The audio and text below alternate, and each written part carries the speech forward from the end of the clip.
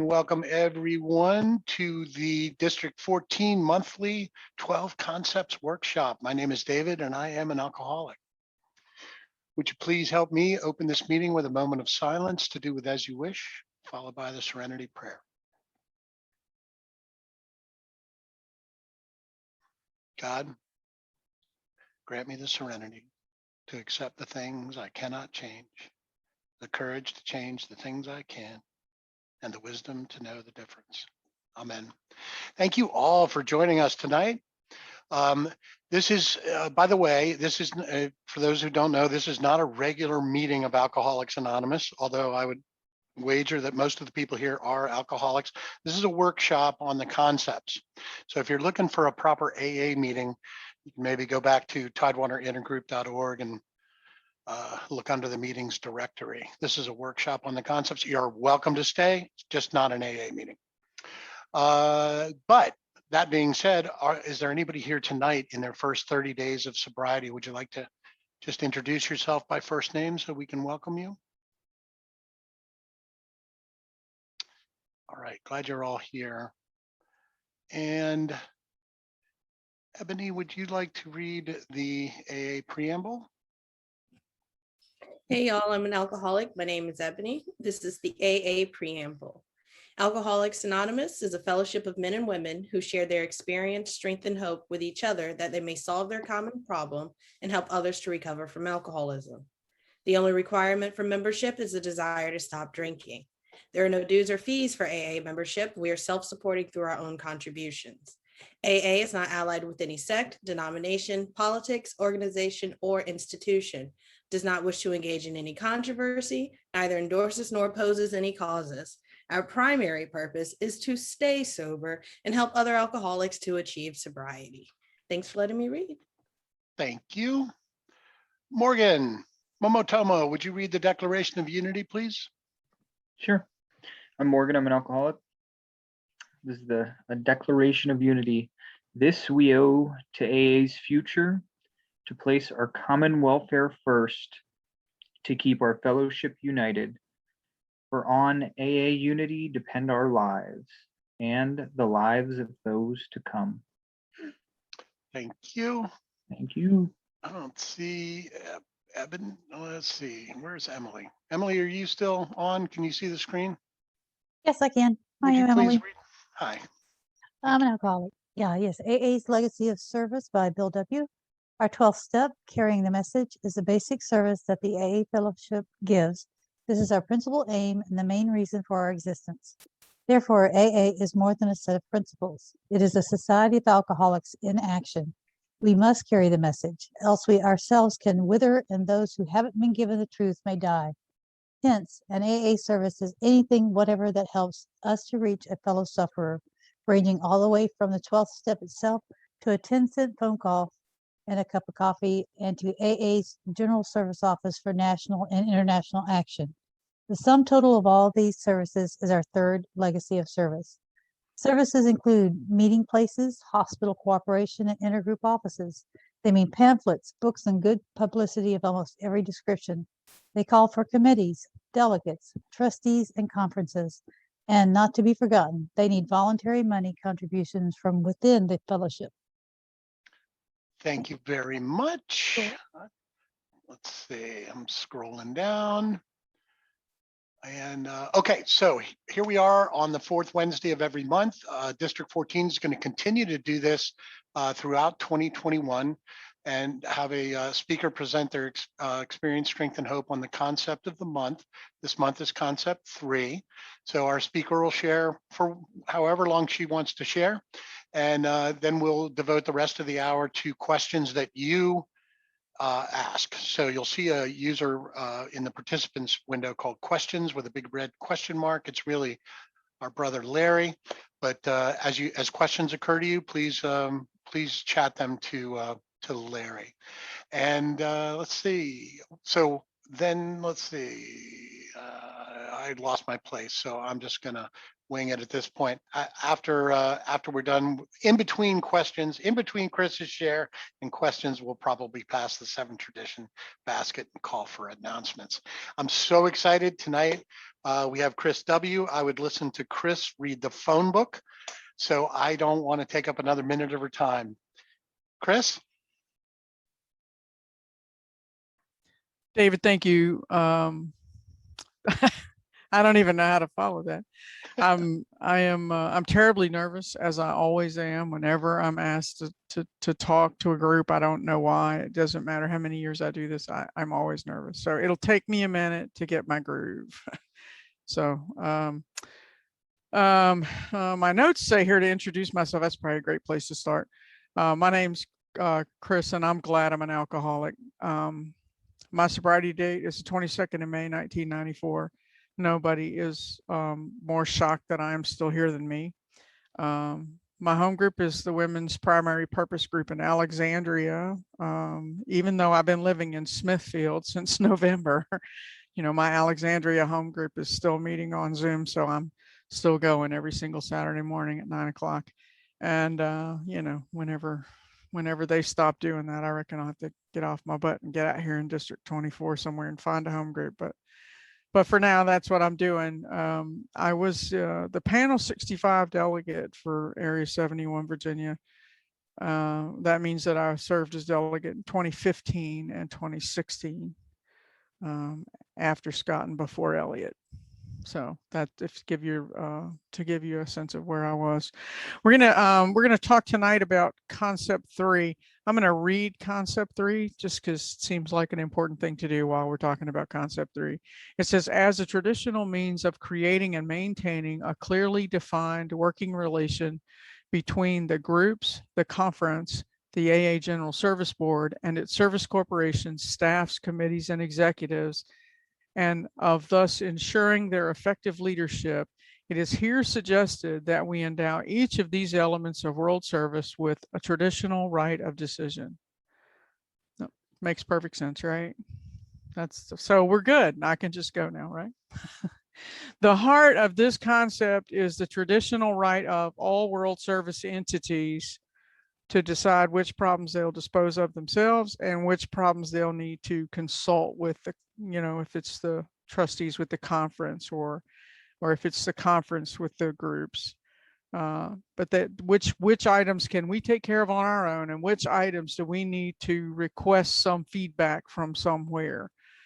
So the first thing I want to do is review the service structure and give you an idea of the items that we're even talking about here. So I'm gonna throw up a slide deck, and I've already shared this with you, David, so you should have it in your VAC box. So I'm going to, let's see, I'm gonna do a couple of things here. I have to share a screen. That's helpful. And then I think I can hit this one. Yes, that's the one. I'll share that one. Make sure we're seeing what we're supposed to see. Okay, you guys looking at a slide? Is that what we're doing? Is that what we're doing here? Can you see my slide? Okay, great. Thank you, David. All right, so concept 3. This is the text from concept 3 that I just read to you. When I first started this whole endeavor, I thought I might create a slide deck for the whole thing, and I would do the whole thing from here. And the more I thought about that, the more I thought people are sick and tired of looking at PowerPoint presentations all day long. So we're going to do this little piece of it in the slides, and then we're just going to go back to, I'm just going to talk with you. So one of the things that I would say before I flip over to the next slide, because the next slide won't make any sense to you without a little context. If you ever saw one of my delegates reports, I suspect one or two of you did, but if you did, you probably saw me with the big poster of the upside down triangle. And one of my favorite things to do was to flip it upside down, the upside down triangle upside down, and compare it to a corporate structure, right? With a CEO on top and then the people below. It kind of gives you a sense for what we really mean by the upside down triangle. So this is what it would look like, right? If we're talking about a typical corporate structure, you have a CEO and they go down to the vice presidents and to the directors and the managers and supervisors and all the way down to the workers. that's kind of how it works, right? And a lot of us have worked in those structures. I work in one now. But when we talk about, if we flipped this triangle over and put the workers on top, then we would have the workers telling the supervisors what to do, and the managers are sort of over the directors, and the directors are going to tell the CEO what he's going to do. I don't think that'll work very well. I'm pretty sure it wouldn't work at all where I work. So this is why when we talk about the upside down triangle, why that's so significant, right? Because this is just not how the rest of the world works. So this is the AA upside down triangle. We see this all over the place. We talk about it all the time. The groups are in charge, right? The groups are the boss. The ultimate authority stays in the AA groups, and more specifically in the group conscience of the AA groups, right? Which is where we believe God comes into this thing. If you talk about tradition 2, right? It's where God gets a word in edgewise, is in the group conscience. So you have the AA groups, they elect their GSRs, and the GSRs go to the district and to the area, and they elect the conference delegates, and that becomes the conference. We'll talk a little bit more about conference structure in a minute. It might actually surprise you a little, or you've probably heard it before. And then down at the bottom, you have the General Service Board and the 2 operating corporations that sort of hang off of that, because we're both a business and a fellowship.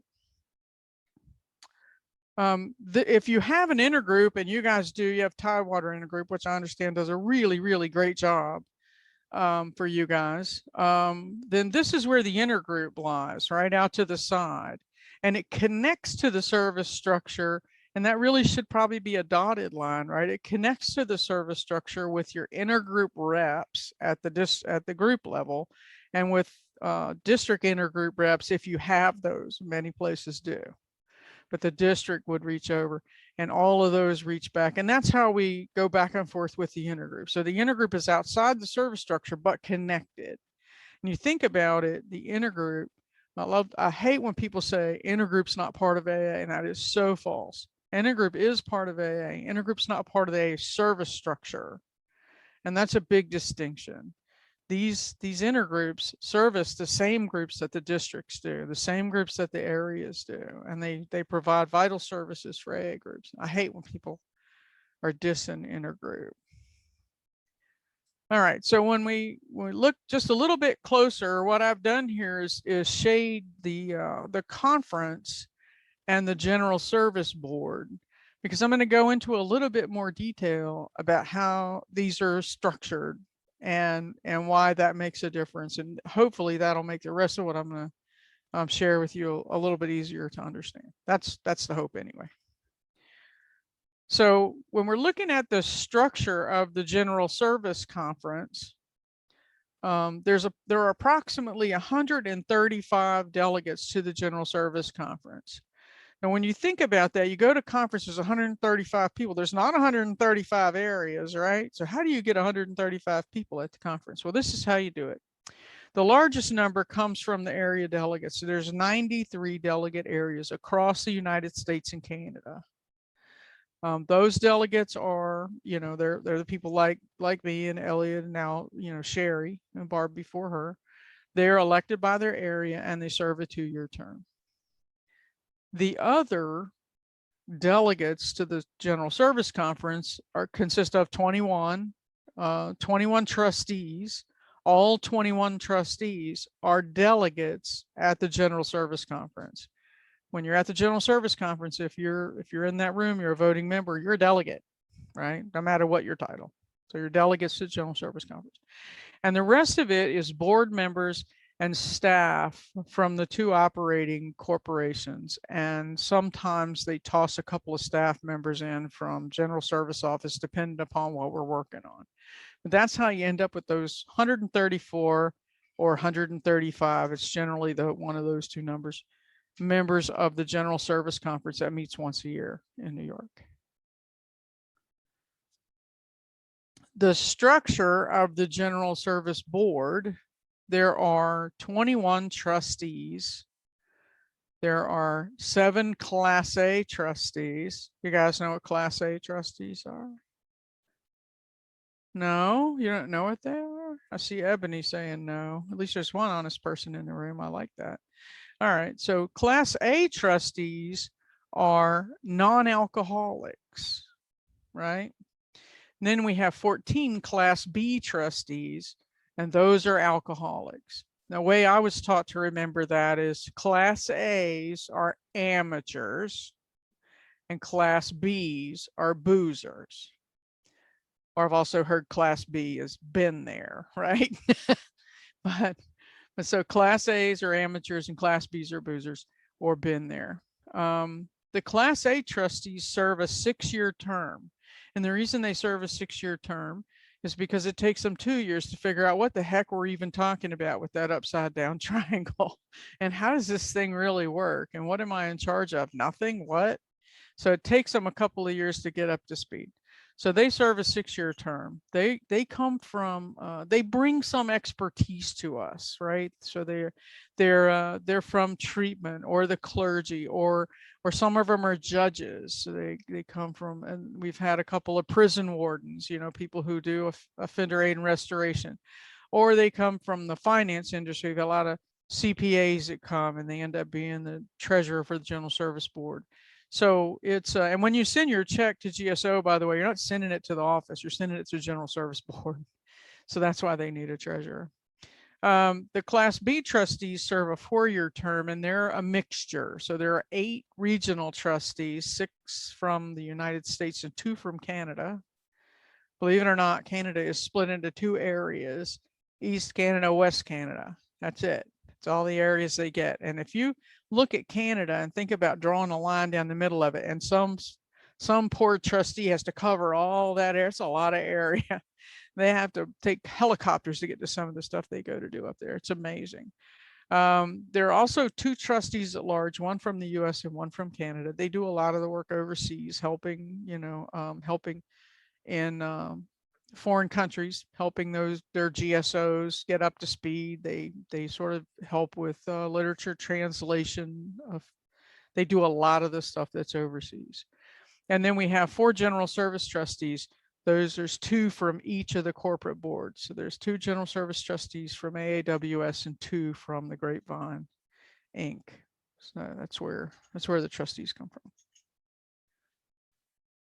So that's all I'm going to do on slides. So we're done with, we are done with the pain by PowerPoint. If I can find my notes again. All right. Am I making sense so far? Everybody good? All right.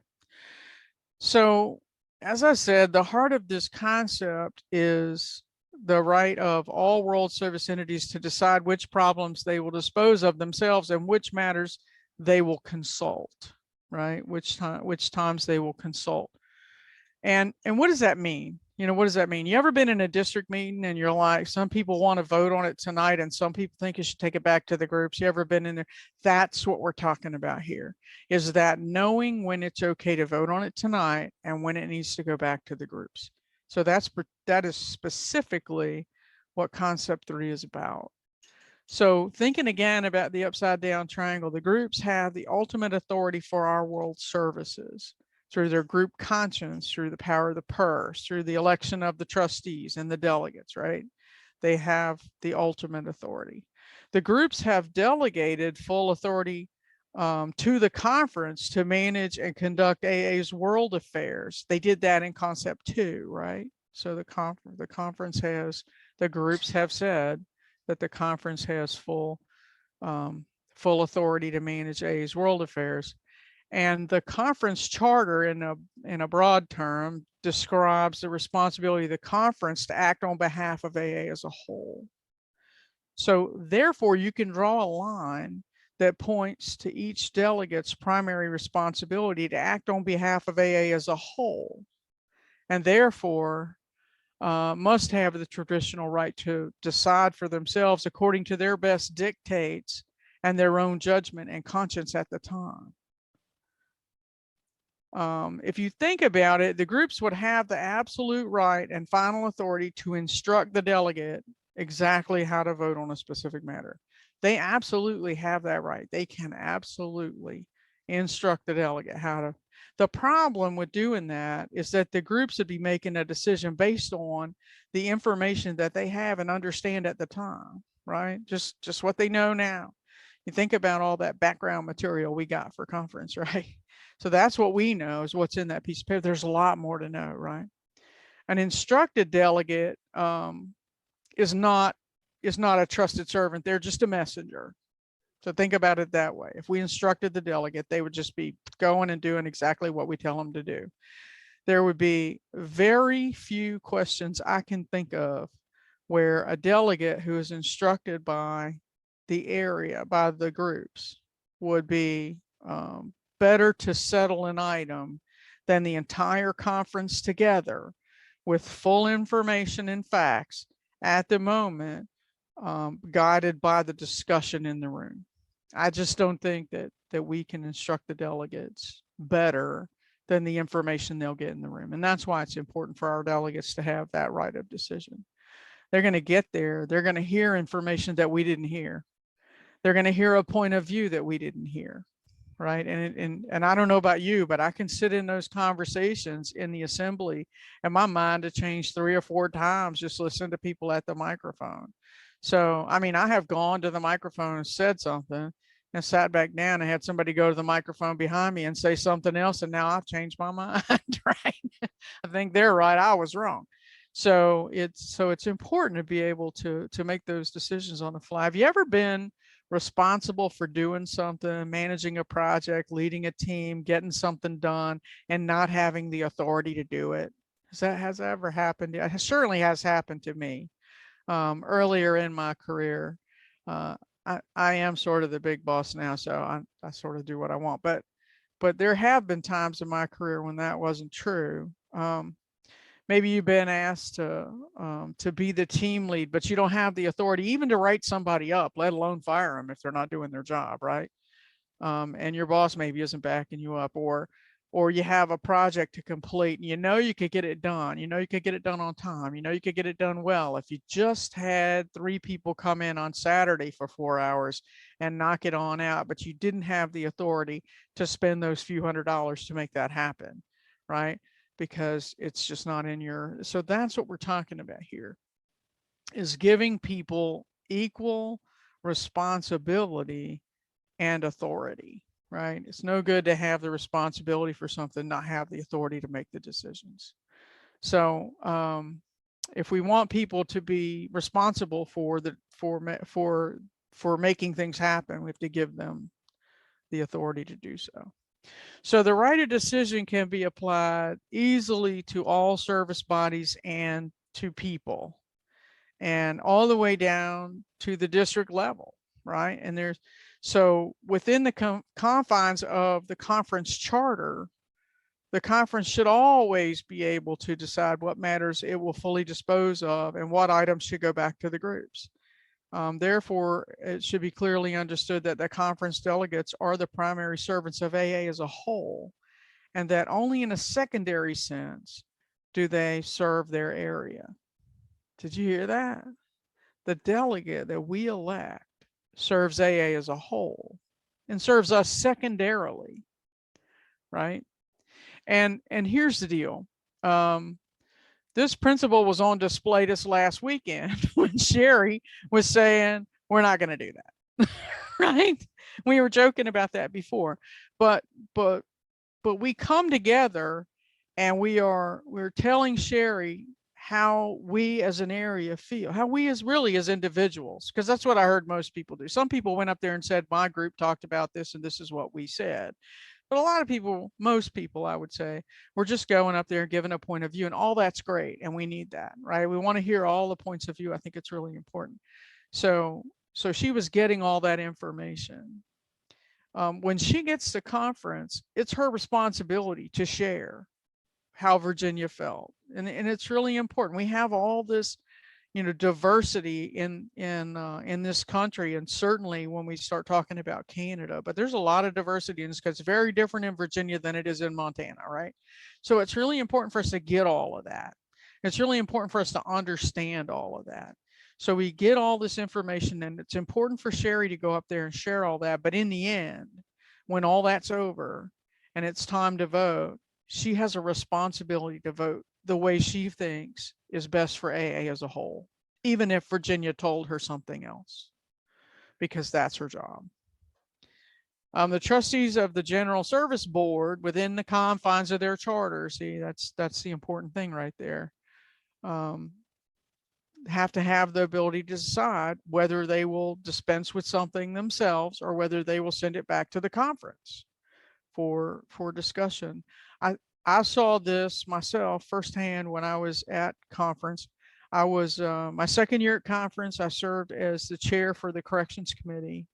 It was completely awesome. It was also the year that we approved the last corrections video. So that was a great thing. I was standing at the dais when that vote happened. It was pretty awesome. But I was because I was the chair of my committee, I got to go to the January board meeting and sit in on the trustees committee. And they asked for our input. They talked to us. They wanted to hear what we had to say. We didn't have votes. It was the trustees committee, but we got to give our opinions in those meetings. And what I witnessed was there were a couple of times where they got an item and it said, we'd like to have this or that book in soft cover. It's only available in hardcover. And they said, we're not going to send that to conference. That's just a format change. And we can do that without going to conference. So we can just do that. So we're just going to take care of that. So that's not going to conference. Here, put it over in this file. We're just going to do that. But then there was something else about changing content. And they said, yeah, we need the conference to advise on this if they want us to go and rewrite this. And so I saw that they were thoughtfully looking at every item, making decisions about whether or not they needed conference input to make changes. So that's pretty awesome. So the headquarters and service corporations, committees, and executives also have that same right, and they need it. Perhaps if think about AAWS, if they needed to hire someone to backfill somebody, well, they wouldn't need the conference to tell them it's okay to do that. Maybe if they were adding a position, they may need to consult, right? Not necessarily with the conference, probably with the board. But they need to be able to make those decisions. And certainly there are confines in which we make those decisions. You think about districts and intergroups. That's the thing that I'll bring up. Because I think that's where I've seen the most not really knowing what to do sometimes, right? But many districts and intergroups over the years have struggled to say what things are they able to take care of on their own and what things do they need to go back to the groups for. Most of the time what I see is if it has anything to do with money, the groups want to know about it. They care how you spend their money, right? But if there are parameters normally that are set up, and we call those parameters around spending money in particular are called a budget, right? So the groups have input to how we spend money when they set the budget. And oftentimes in the budget, there's a line item called contingency, right? And that contingency is set aside. And that's how you can, if you have an immediate need and you don't have time to go back to the groups up to that amount, the officers usually can make that decision to spend that money. And that's what we're talking about here, the right of that decision. And most of the time, those kinds of things are spelled out. They're spelled out in your district service manual or your bylaws or whatever instrument you use along with your budget and whatever else, the parameters around. But otherwise, the right of decision matters. And the GSRs come there, and yes, they are to bring their group's voice. But in my opinion, and everybody doesn't follow my opinion, it would be a nicer world if they did, but they don't. But but if a GSR comes there, they bring their group's voice. But when they vote, they should be voting what they believe is best for the whole district. Not just voting blindly what their group said. They're a trusted servant, not just a messenger. And a trusted servant is also a messenger. So lastly, I'm gonna wrap it up here. But lastly, the third concept requires that we trust our trusted servants.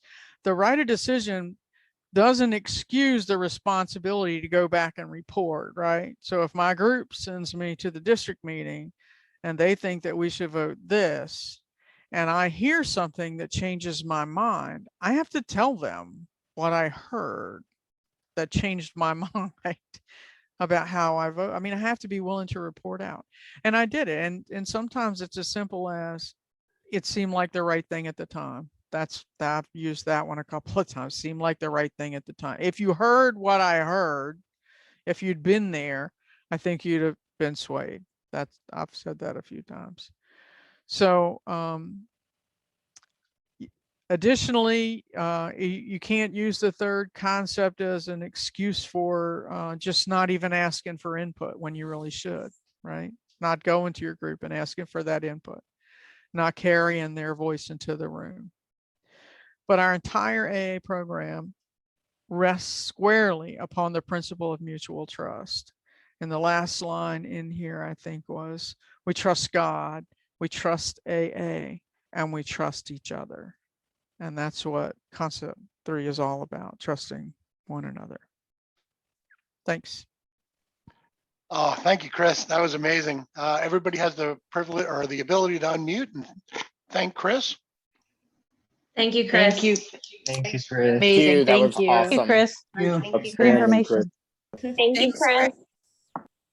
Thank you, Chris. Thank you, guys.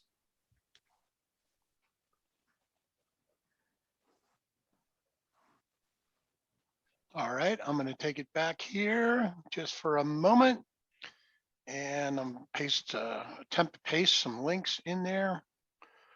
They're kind of jumbled up, but in there you'll find PayPal link to District 14, TidewaterIntergroup.org, AAVirginia.org, and AA.org, if you're so inclined to make a contribution. I'd like to remind everybody that we're going to ask Chris questions that you submit, so please send your questions into the user questions. Are there any announcements tonight for the good of AA? My Lisa. I always have announcements. Hi, I'm Lisa. I'm an alcoholic. The Norfolk Jail is looking for women with a year or more sobriety to help either host or just be there. We need some women with some more, not that we don't have enough women, or that's anyway. So I'm going to put my stuff in the link. If you would love to join this meeting, please contact corrections and hit me up, because we would love to have some more women in the meeting. Thank you. Thank you, Lisa. Anybody else have an announcement?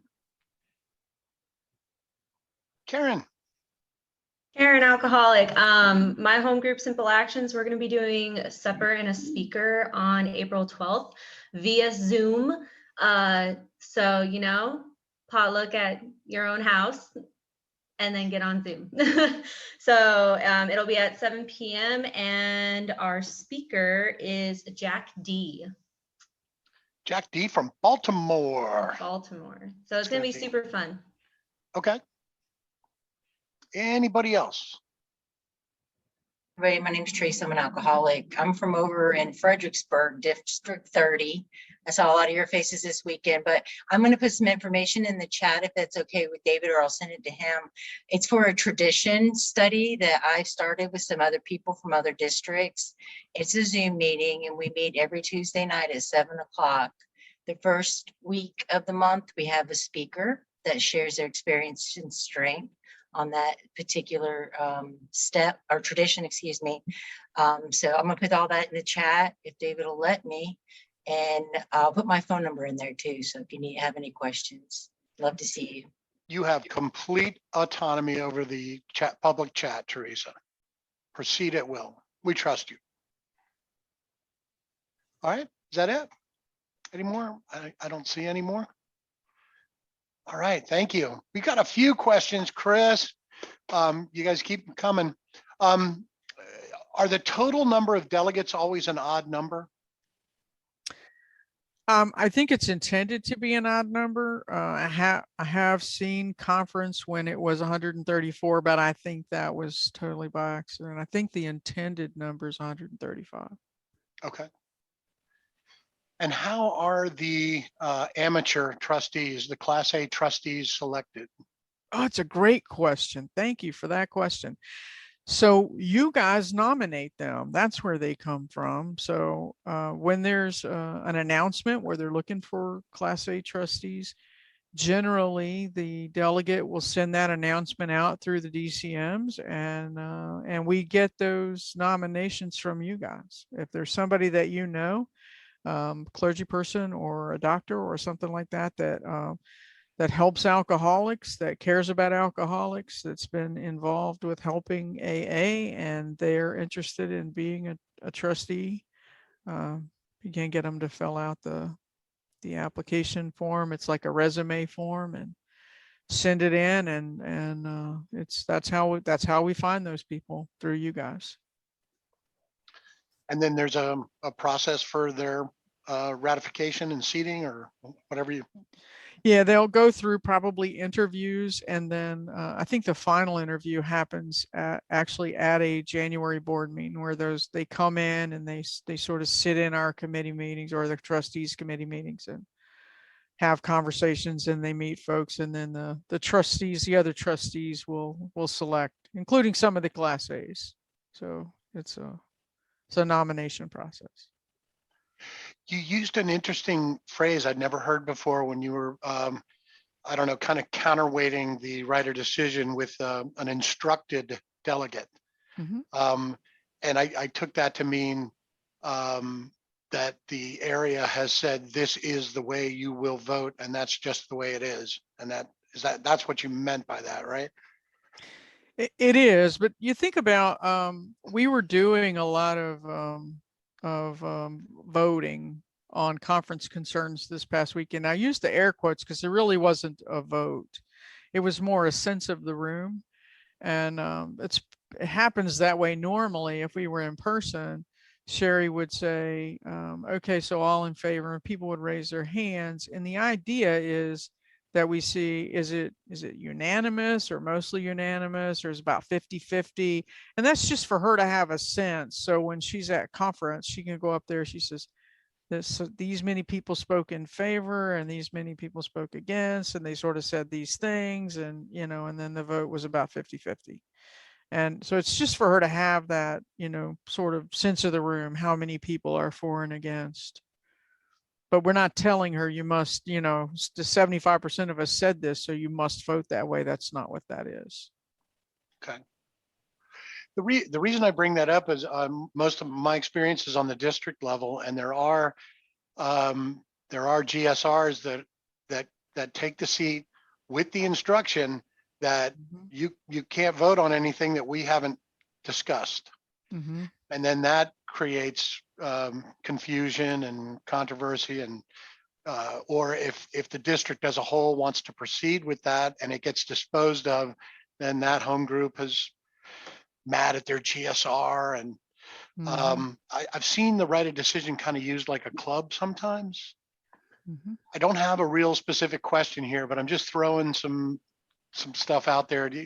Can you help us kind of understand this in a practical way? Yeah, the GSRs are just like anybody else in a service structure. They are to be trusted servants, right? And so they come to the district meeting, they participate, and they hear the information, and they would vote what's best for the district. And I know that there are groups out there, because I've been in some of those groups, where they want to talk about everything. They're going to take a vote, and then however they vote, the GSR must vote that way.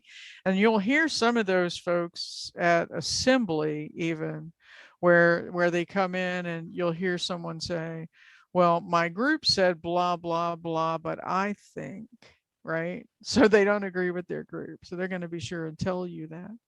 But we should all, in all service matters at every level, have the right of decision. I think it comes, I did a district inventory one time, and one person was saying the district can decide to spend that money. They don't need to ask the groups. And the other person said, no, because we didn't vote on it. It's not in the budget. So we can't just spend it without asking the groups. And they looked at me and they said, who's right? And I said, technically, both of you are right, right? the district has the money, they absolutely can spend it. However, if they do that without consulting the groups and it's not already in the budget, they take a chance that the groups are going to get angry and stop sending their money. So you sort of have to weigh, the right of decision with, just because I can do something doesn't necessarily mean I should do something. So we have to sort of weigh those things sometimes. Well, and you brought up a hugely important point of viewing everything through the lens of what is best for that particular entity, what is best for the district. Mhm. Thank you for that. So what if a group doesn't like what the delegate has voted for? Gosh, that's terrible.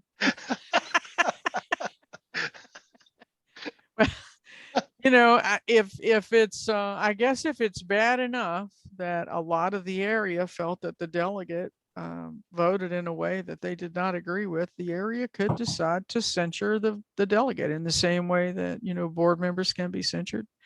Delegates also could be censured by the area. I've never seen that happen, by the way, but it is something that could happen. Does, in the practical case of a sense of the area and the area is overwhelmingly in favor of this idea, I imagine that most of the time that's the way the delegate votes, right? And Mhm. and I would imagine if there was some compelling reason to vote the other way, that would be a big enough deal that would be probably communicated. Absolutely. Come back and report it. I think I voted with the area every single time I voted, but had I done differently, I certainly would have come back and reported that. It's an odd enough thing, right? Hmm. Yeah. All right. We're getting a few more questions in here. Keep them coming, kids. Actually, I just have one more, and Larry's still typing it. Can a delegate abstain from voting if they feel split? Question mark. What do you, let's see if this is the same question. What do you do when a group voted almost unanimously one way, but the GSR disagreed before the assembly and then decided to abstain against the group's wishes? I guess the question really is just all about abstaining from voting. Yeah, it's an interesting concept, but abstention does not do anything. It probably would keep you from having to explain to your district why you voted against what they told you. So you wouldn't have to do that if you abstain, but it doesn't count in the total, right? When we look at, does something get 2/3 or not, we're looking at the total number of votes. And in the Virginia Area Service Manual is actually a reference to the quorum is the number of voting members present at the time the vote is taken. So if half of you are out smoking, whoever's left is the quorum, and 2/3 of that is whatever it is. So whoever votes, it's 2/3 of the total votes. So deciding not to vote doesn't impact anything. Well, now we've got another, what if we don't like what the intergroup chair voted for? It would depend on what the bylaws are, or whatever legal instrument that the intergroup has, or traditional documents such as a service manual. If there's some method in there for censure or removal of the chair, but I mean mostly it is not bad enough that it would get to that place. All right, we are fresh out of questions. Anybody, I'll give a last call on it. And, or Chris, if you want to, oh, wait a minute. We got one coming in. In the time of COVID, comma, what is the best way to voice a disagreement? With whom? Yeah, it's actually being typed as we speak. To voice a disagreement, there's a lot of questions about not liking people's decisions tonight. We got, maybe Well, we we'll are do- talking about right of decision, so maybe, okay. maybe we'll do a resentments workshop. Okay. It's still coming in that. Okay. I think we got the whole question. I In the want to ti- do that. I have a resentment. I'll do the resentments workshop. You're invited. In the time of COVID, what is the best way to voice a disagreement with the decisions of the trusted servant, budgets, lack of steering committee, etc.? I would show up at the meeting. I always think that's the best way to voice a problem. I'm not a big write a letter kind of gal when it comes to stuff like this. If you're upset with something the conference or the general service board is doing, writing a letter is probably the only way you're gonna be able to voice that. But if you're upset with the district or the intergroup or even the area, show up and voice your opinion. Show up and be willing to say what it is that you are having a struggle with. All right. Take your seat. There's no closed doors in AA, right? That's right. What do you recommend for newcomers in terms of getting started in service? Yeah, I washed ashtrays, but those are hard to find now. You don't wash many ashtrays in AA anymore, but that is how I got started. I washed ashtrays. I had to graduate to making coffee, setting up chairs and things like that. There's a lot of stuff that newcomers can do to serve, and getting involved in even in a district committee, right? If there's a committee, not be the chair maybe, but be involved in the committee's work. I think that's a great way to get started. All right. Is the GSR responsible for going back to their groups and explaining why they changed their votes? Yes.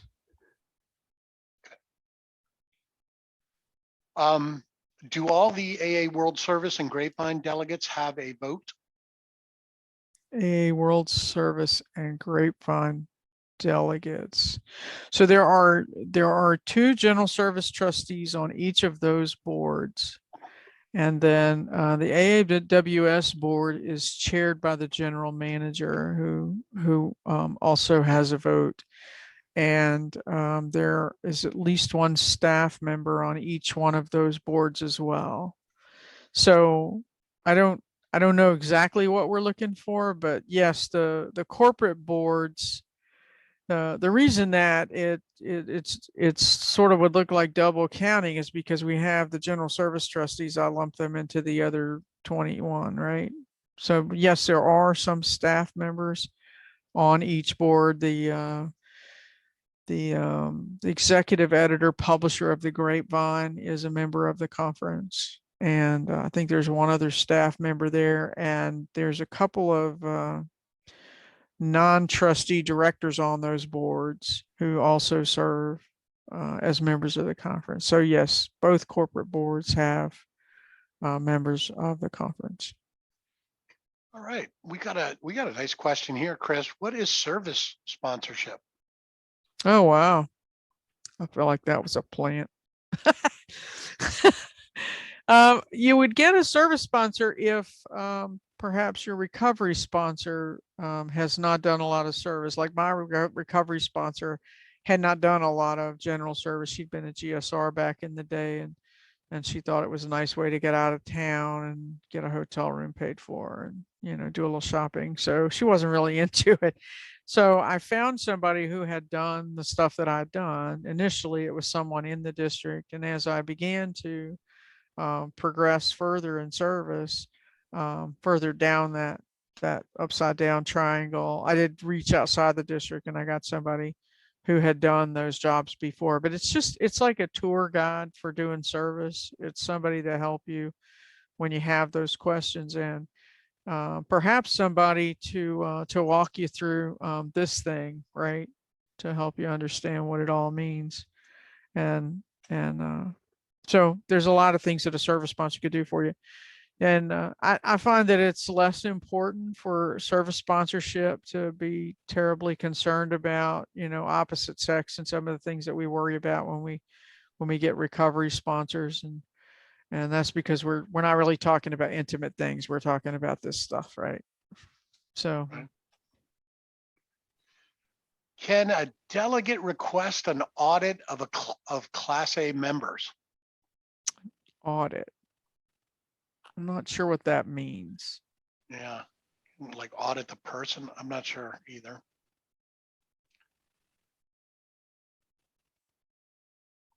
Because I guess in terms of auditing decisions, everything that gets discussed and voted on is reported ad infinitum, right? I mean, Mm-hmm. all that information is available to all AAs, and they're, Mm-hmm. um, So are you saying if we don't like that they didn't pick the person we send forward, can we audit their decision process? Is that what we're talking about? oh, okay. Specifically, like for instance, not maintaining the LinkedIn page. Yeah, I don't think that that's really the fault of any Class A trustee.